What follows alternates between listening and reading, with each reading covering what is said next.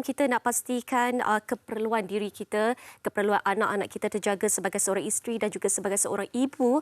Pada saya wajar untuk kita ada sedikit ilmu selok-belok berkaitan dengan kewangan dan juga hak kita sebagai seorang isteri dari sudut nafkahnya, dari sudut harta sepencariannya, harta pusaka dan juga faraid. Dan untuk itu, bersama saya di studio adalah Puan Nur Zabita Muhammad Nur selaku Peguam Tetuan Nur Zabita China & Co. Assalamualaikum. Apa khabar Puan? Alhamdulillah. Baik Puan, bila kita bercakap tentang hak seorang isteri, hak seorang isteri dalam rumah tangga terutamanya, apa agaknya antara undang-undang asas yang wajar untuk kita tahu sebagai mukadimahnya? Penting bagi seorang wanita untuk tahu perkara berkaitan dengan undang-undang. Saya ambil contohlah apabila kita tak cakna tentang isu undang-undang yang paling simple lah. Bukan saja sebagai seorang wanita, okey. Apabila kita tamat belajar, contoh kita habis universiti, tiba-tiba ada orang nak guna nama kita untuk beli kenderaan. Dia kata boleh tak guna nama untuk beli kenderaan? Okay. Dan seterusnya kita pun bagi sebab kita ingat penama, hanya penama saja. Tiba-tiba orang yang menggunakan nama kita tu tak bayar. Dan apabila tak bayar, kat situlah menjadi masalah. Okay. Apabila tak bayar, kita dikenakan penghakiman. Writ saman dikeluarkan, ada penghakiman dikeluarkan dan seterusnya kebankrapan pada usia yang muda. Ini kita kata selepas tempoh pekerjaan. Dalam perkahwinan pula, ada perkara-perkara yang kita tak tahu. Contoh, dalam keadaan, katakanlah si suami kata, rumah tu tak apalah yang walaupun kita beli sama-sama, okay, tapi letak je atas nama saya. Okay. Jadi kita pun kata, okeylah tak apa sayang punya pasal, kita letak atas nama si suami. Okay. Dan betul suami tu alhamdulillah okey, tiba-tiba berlaku kematian. Dekat sini kalau ikut dari segi perundangan nama atas nama suami. Okay. Dan masalahnya dekat kita lah. Jadi kita kena tahu perkara-perkara begini. Bila mana harta sepencarian tu boleh dibuat, bila mana tuntutan nafkah tu boleh dibuat. Dalam keadaan ni juga kadang-kadang si suami pula kata, gunalah nama awak penama. Si suami tak bayar. Dah sudahnya kita bernama, kita pula kena bankrupt. Itu masalah dia. Dan sangat penting pada wanita ini untuk cakna berkaitan dengan isu perundangan dalam pengurusan harta. Baik Puan, saya kira kalau kita bercakap tentang harta sepencarian, faraid dan sebagainya, harta pusaka, ini semua antara yang sering kali menjadi perbalahan dalam institusi keluarga. Saya beri contoh mungkin sebagaimana yang Puan katakan tadi, suami telah beli rumah di atas nama suami. Andai kata sesuatu terjadi dan suami meninggal dunia, apa agaknya status rumah berkenaan? Bolehkah isteri miliki sepenuhnya ataupun perlu difaraidkan? Dari segi perundangan, kalau kita lihat nama, kita pergi buat carian geran tanah sekalipun, nama di atas nama suami. Kalau sekiranya dalam tempoh kehidupan dia tidak bayar, maka hutang tetaplah atas nama dia, liability atau tanggungan di atas nama dia. Dan jika berlaku kematian atas nama suami, dah tentu boleh difaraidkan. Tetapi bagaimana pula kita, si isteri telah menyumbang sewaktu perkahwinan? Rupa-rupanya walaupun rumah ini atas nama suami, kita ada sumbangkan 50%. Katakanlah bayaran sebulan 2,000. Kita sumbangkan 1,000, suami sumbangkan 1,000. Tetapi kita tidak simpan rekod. Sebab itu penting untuk wanita, kalau ada buat pembayaran, simpan resit-resit tu. Okay. Dan berkaitan dengan harta sepencarian ini juga, ramai yang tak faham. Orang kata harta sepencarian jika berlaku kematian. Saya nak wanita di luar sana cakna tentang harta sepencarian. Ada 3 keadaan kita boleh tuntut. Yang rumah tadi itulah, yang penama tadi tu. Yang pertama dalam tempoh perkahwinan. Dalam tempoh perkahwinan ni, sekiranya suami nak berpoligami, dia nak ada isteri yang kedua, si isteri boleh menuntut harta sepencarian. Sebab apa? Rumah tadi tu atas nama suami tu, takut nanti dikahwin dengan yang kedua. Yang kedua pula nanti besok-besoklah berlaku perceraian. Dia kata, ni harta saya dengan suami saya. Dah masalah. Okay, sewaktu perkahwinan sebenarnya, si isteri bila suami hendak berpoligami, boleh membuat tuntutan harta sepencarian walaupun atas nama suami. Baik. Dan seterusnya adalah apabila berlaku penceraian. Ini memang biasalah harta sepencarian. Dan yang ketiga apabila berlaku kematian. Dan ada juga isteri kata, tapi sepanjang dia hidup, saya tidak menyumbang 1 sen pun. Saya hanya sebagai suri rumah membantu, kata si isteri ni. Tetapi di dalam undang-undang syariah ni, kita kena faham bahawa isteri ni walaupun dia tidak menyumbang dari segi kewangan, sebab itu dia ada sumbangan langsung dan tidak langsung. Wanita kena tahu benda ni. Contoh suami pergi bekerja, hasil daripada duit kerja tu bayar rumah. Tapi suami tak perlu bayar penjaga anak-anak. Tak perlu bayar pembantu rumah. Jadi dalam keadaan ni si isteri juga menyumbang. Jadi untuk rumah tadi tu sebenarnya selain daripada faraid, sekiranya berlaku kematian, harta sepencarian juga perlu diuruskan. Dia adalah proses-proses dia. Hutang kena selesaikan dulu, harta sepencarian dan pembahagian. Baik, harta sepencarian ada 3 keadaan kita boleh tuntut. Baik, dan saya kira dalam perkahwinan ini sangat-sangat menjaga kebajikan seorang wanita.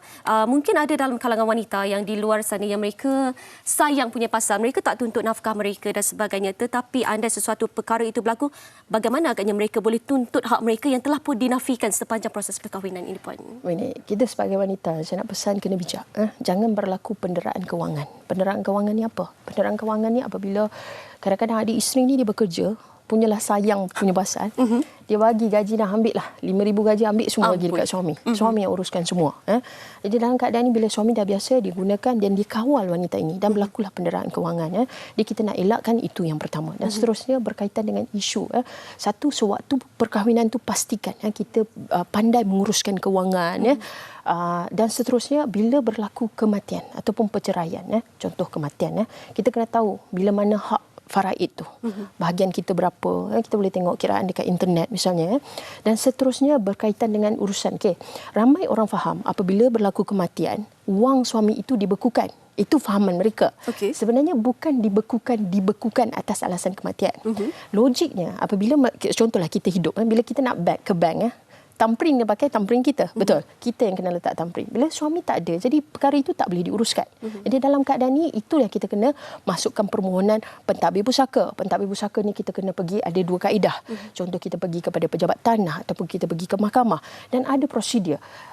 Selepas berlaku kematian, perlu dapatkan sijil faraid, perlu uruskan pentadbir pusaka dan semua ini melibatkan kos. Jadi pentinglah untuk wanita ini kena tahu setiap prosedur dan langkah-langkah tersebut. Baik, dan dari apa yang Puan katakan, saya kira agak panjang proses dan juga prosedurnya. Mungkin penonton di luar sana yang berada dalam situasi ini tertanya-tanya bagaimana pula dengan kosnya. Adakah kos terlalu besar? Mereka ini mungkin tak ada sumber pendapatan, Puan. Bagaimana agaknya? Begini, dalam yang saya sebutkan tadi, sijil faraid, nak dapatkan harta pencarian pun ada tuntutan nak dibuat, proses pentadbir pusaka. Setiap ini dah tentu memerlukan kos. Kos-kos ini kalau sekiranya sama ada kita lantik peguam, sama ada contoh kita menggunakan Jabatan Bantuan Guaman misalnya, semua ini tetap ada kos. Kita nak pergi ke JBG, Jabatan Bantuan Guaman, dah naik taksi, nak bayar Grab, hari-hari untuk survive. Kadang-kadang bila berlaku kematian, kalau isteri itu suri rumah, sewa rumah tetap perlu bayar, hutang bank tetap perlu bayar, kereta tetap perlu bayar. Jadi dalam keadaan ni, kalaulah melibatkan kos guaman sendiri, boleh jadi puluhan atau puluhan ribu ataupun belasan ribu ringgit. Jadi wanita itu kena bijak merancang. Saya ambil contoh lah macam mana nak merancang. Kadang-kadang orang kata, macam mana nak merancang? Saya nak lantik penasihat kewangan pun bunyi payah. Macam mudah. Bunyi macam mudah. Kalaulah perempuan dekat rumah tu ada masa, boleh pergi layari www.asnbacademy.com.my. Dekat situ saya pun sendiri ada guna. Saya tengok dalam tu, contoh dia bagaimana membina kekayaan. Bukanlah nak bina kekayaan, maknanya bagaimana kita nak mula menyimpan, bagaimana kita nak uruskan, bagaimana kita nak melindungi dan bagaimana kita hendak mewariskan kepada orang lain. Jadi sebagai wanita ni, bila saya sebutlah kos peguam boleh jadi belasan ribu ringgit, puluhan ribu ringgit. Kos-kos nak ke mahkamah, nak berjumpa dengan orang ni semua makan kos. Jadi kita perlu bijak mengaturkan yang ini. Baik, Puan. Dalam rumah tangga ada satu ungkapan yang saya suka sebenarnya. Orang kata harta isteri milik isteri, harta suami juga milik isteri. Sejauh mana agaknya kebenarannya dan sekiranya wanita itu berkerjaya, ada sumber kewangan yang kukuh, bagaimana untuk kita lindungi harta wanita ini daripada dimanipulasi, maafkan saya. Benar. Dia ungkapan dulu tadi, hartamu hartaku juga. Hartaku lah kan. Dalam keadaan ni, kalau kita ikut patah balik kepada hukum Islam, si suami itu memang perlu memberikan nafkah zahir dan juga batin. Jadi apa sahaja, macam contoh harta pencarian ni, apabila harta diusahakan oleh suami isteri lah, suami dan isteri sama-sama beli rumah misalnya, tetapi kalau wanita tu ada gaji itu adalah milik wanita itu sendiri. Jadi suami ni tak boleh guna. Macam yang saya kata tadi, kadang-kadang berlaku penderaan kewangan sebab terlalu sayang, percaya pada suami bagi semua. Jadi wanita ni kena simpan sikit untuk diri sendiri, kena bijak berbelanja. Dalam keadaan ini, saya nasihatkan wanita dekat luar sana, tolong untuk adakan pengurusan kewangan. Kadang-kadang penting tahu, kita ada folder berapa banyak kita bayar, apa urusan kita buat. Contohlah kita jaga anak ke apa ke. Jadi dalam keadaan ini kita uruskan kewangan kita sebaiknya. Baik Puan, dalam rumah tangga juga saya kira sosok seorang isteri sangat penting yang mana kitalah yang berkorban baik dari segi mentalnya, baik dari segi fizikalnya, kadang-kadang dari segi kewangannya juga dan kadang-kadang keperluan diri kita sendiri juga dinafikan ataupun diabai. Masa tu berlaku apa-apa barulah kita nak hitung semula dari awal sehinggalah habis. Sebelum berlaku perkara-perkara sebegini, apa agaknya nasihat Puan kepada wanita-wanita di luar sana, tak kisahlah sama ada mereka ini suri rumah maupun bekerjaya, apa yang perlu mereka buat? Pada saya lah, dalam kehidupan ni kalau kita ada financial freedom, kebebasan kewangan ni banyak menyelesaikan masalah. Kita ambil contoh lah, kalau sekiranya berlaku kematian ke apa ke, duit perlu ada. Bila kita perlu ada duit tu nak buat simpanan. Jadi sediakan payung sebelum hujan. Sewaktu tempoh perkahwinan, kalau boleh, sebulan tu ada simpanan RM50 sebulan, kita kali 12 bulan. Dah jadi RM600. Kalau ada RM10 sekalipun, sekurang-kurangnya ada simpanan. Jangan kita simpan dalam bank saja. Contoh kita simpanlah dalam ASB, ada dividen dia setiap tahun. Dan selepas 10 tahun lah, katakanlah jodoh tidak panjang, mungkin berlaku kematian, selepas 10 tahun kita kira RM6,000 kali 10 kali dividen yang kita akan dapatkan banyak. Jadi sediakan payung sebelum hujan, simpan dulu sikit-sikit. Dan perkara ini sangat penting nanti. Itu bukan pada kita saja, pada anak-anak juga. Kita ajarkan. Contoh kanak-kanak ni daripada kecil kan ada tabungan. ASB sendiri ada tabungan.